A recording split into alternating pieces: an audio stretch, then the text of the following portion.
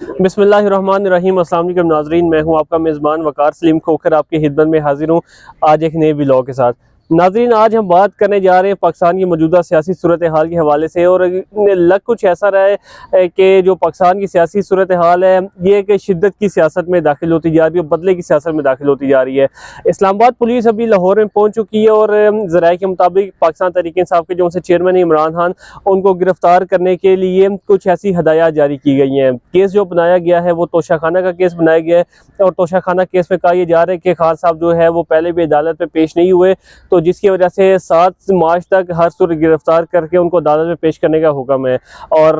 कहा अब ये जा रहा है कि ज़राए के मुताबिक के जो से पाकिस्तान तहरीक इंसाफ के जो से कारकुनान हैं और वो एक बहुत बड़ी तादाद में ज़मान पार्क के बाहर मौजूद है और वो अपने लीडर का, अपने कप्तान का वो तहफ़्फ़ुज़ भी कर रहे हैं और उनको सिक्योरिटी भी दे रहे हैं।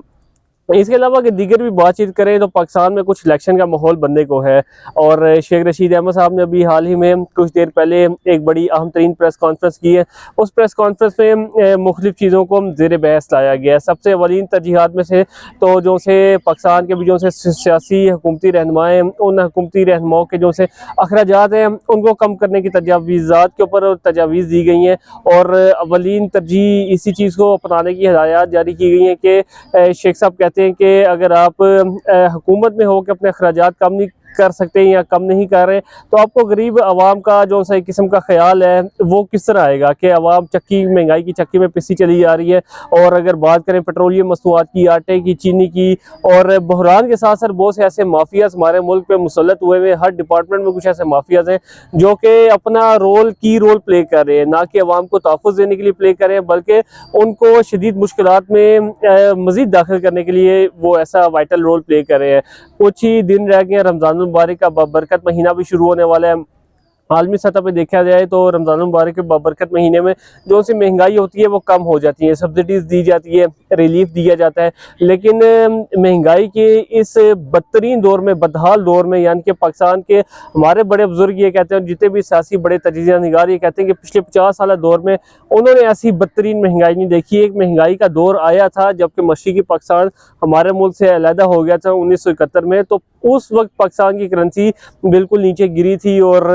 करेंसी के साथ साथ जो से मुल्क की मुआशी सूरत हाल थी वो ज़रा थोड़ी बदहाली की तरफ गई थी। लेकिन उसके बाद पाकिस्तान ने बहुत जल्द रिकवर कर लिया था, मेहनत की थी और अपने जितने भी क्राइसिस है उनको बहुत जल्द रिकवर कर लिया। लेकिन हाल ही में देखा ये जा रहा है कि इलेक्शन एक पाकिस्तान में, मुल्क भर में एक वाहिद हल बताया जा रहा है कि जितनी जल्द जनरल इलेक्शन हो जाएंगे, मुल्क की आम इंतखाबात हो जाएंगे,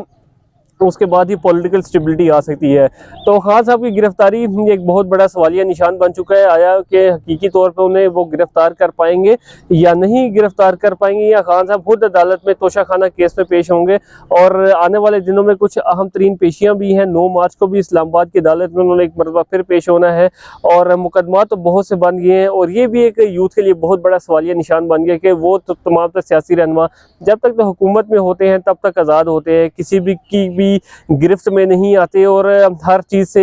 एक किस्म के बालातर नज़र आते हैं, चाहे पाकिस्तान मुस्लिम लीग नून की सीनियर लीडरशिप हो या फिर पाकिस्तान तहरीक इंसाफ या फिर पीपल पार्टी। लेकिन आखिर ऐसी अहम तरीन वजूहात क्या है, पसे पर्दा क्या हक़ाइक़ हैं कि जैसे ही उनकी हुकूमत ख़त्म होने की देर होती है तो उनके ऊपर एक किस्म की केसेस की बरमार शुरू हो जाती है और वही तमाम तर लोग जो कि पहले उन्हें प्रोटेक्ट करते हुए नज़र आते हैं वो भी सिस्टम उनके ख़िलाफ़ हो जाता है। तो आने वाले वक्त में हम मुख्तलिफ जो सी चीज़ें हैं वो अपने चैनल के ज़रिए कवर करेंगे और हर मुमकिन कोशिश करेंगे कि मुख्तलिफ मौज़ूआत को